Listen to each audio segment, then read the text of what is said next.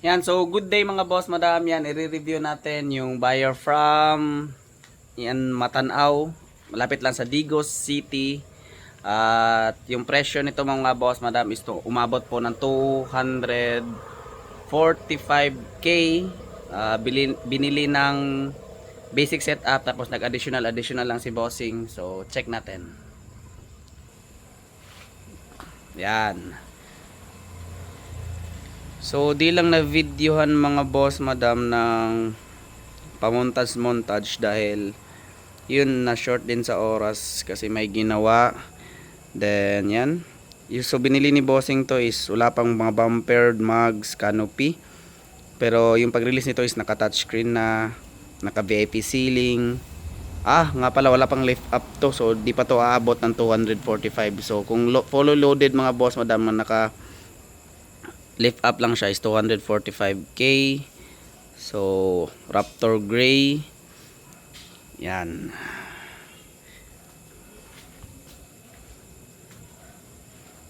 Yan. So very wow. So ang loob nito mga boss madam is di masyadong malinis kasi nga na-release na po to mga 1 month na, tapos binalik lang dahil yun nagpalagay si bossing ng mga accessories kasi nga yun nagkapera din. Then yan sa loob natin, yan si bossing na naglagay dyan. Yan, di na lang ako naglinis. Yan, may ketchup pa, so ito yung upuan niya. Yan sa 1 month na na-release, yan dumi.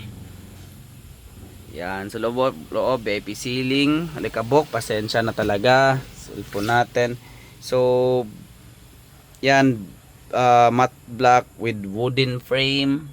Yan, wooden frame. Tapos nga pala yan, basic setup noon, fully loaded na ngayon. Ito yung stock rim niya noon na. Tapos explain ko talaga mga boss madam, yung iba talaga kasi pag mag-release ng as is na tire, sasabihin na expire na yan. So sinasabihan ko naman din yung buyer na Japan surplus, depende na lang kung mag-additional ng brand new. At napansin ko lang din mga boss madam na yun, ito yung pinupuna nila palagi. Kasi kung yung basic setup natin na 198k is naka brand new tire na stock rim lang, hindi na po yun 198k, tataas na naman yun.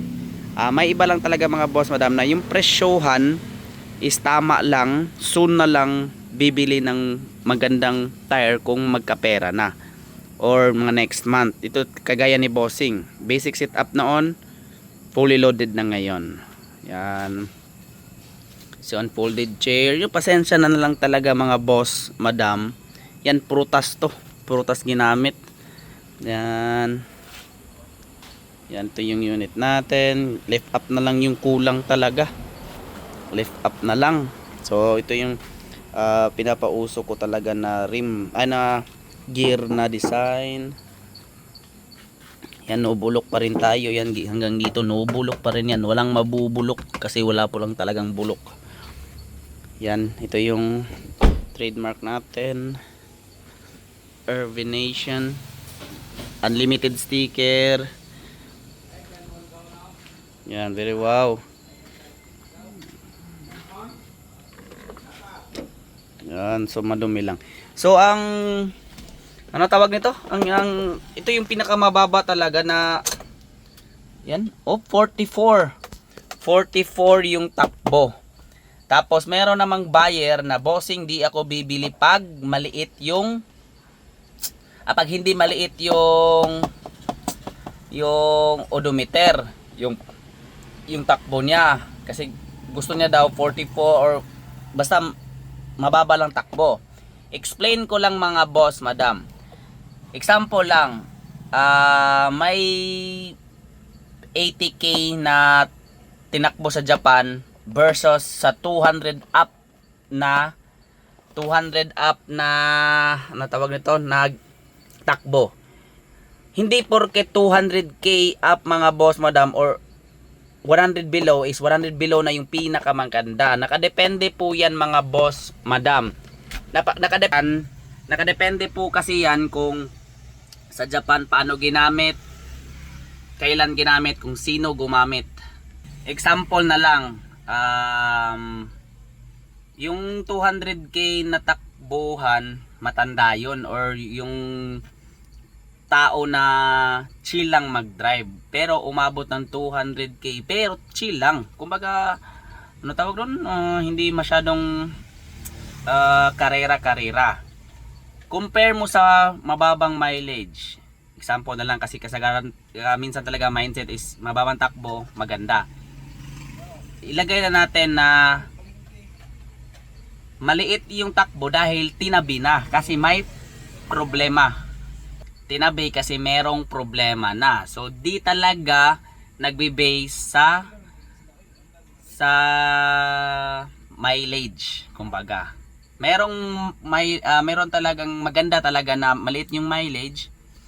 Meron din namang pangit, tatalunin lang ng mga high mileage. Tapos merong ding gustong may ano tawag nun, year model na naman.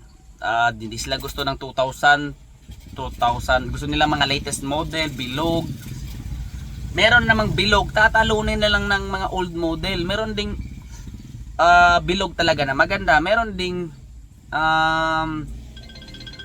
wait lang, may tumawag. Wait lang, may buyer. Yan, so yan, nakadepende talaga mga boss, madam. Meron talagang buyer na yung mindset talaga is low model, low mileage and high model. Pero para sa akin mga boss, madam, kung maganda lang talaga pag gamit sa Japan, wala pong problema. So yun lang mga boss. So sa gusto mag-order, just pay my Facebook account, Ervin Lopez Flete. Huwag mahiyang magtanong, feel free to ask. At ito na unit mga boss, madam, sa awa ng Diyos, parang wala tong napalitan. Wala tong napalitan sa pag test drive. Ignition coil, wala talaga. Ito yung unit na yun, lalaban talaga sa amo. Tapos isa pa din mga boss, madam, kung bibili kayo ng sasakyan, huwag niyong sasabihin na aabot kaya yan doon, makakaakyat kaya doon. Example na lang, kung anak niyo to, sasabihin niyo, no, kung makaka-graduate ka kaya sa ganyan na postura mo. Dapat talaga think positive. Wala namang taong nagiging negative. At ako naman masasaktan dahil wala namang 100%, pero ginawa ko yung best ko. Pero pagdating dito, sasabihan lang, for example nung noon, sinabihan ako na wag ka mag-alala bossing, maraming tools sa bahay. Yun, mahirap yun.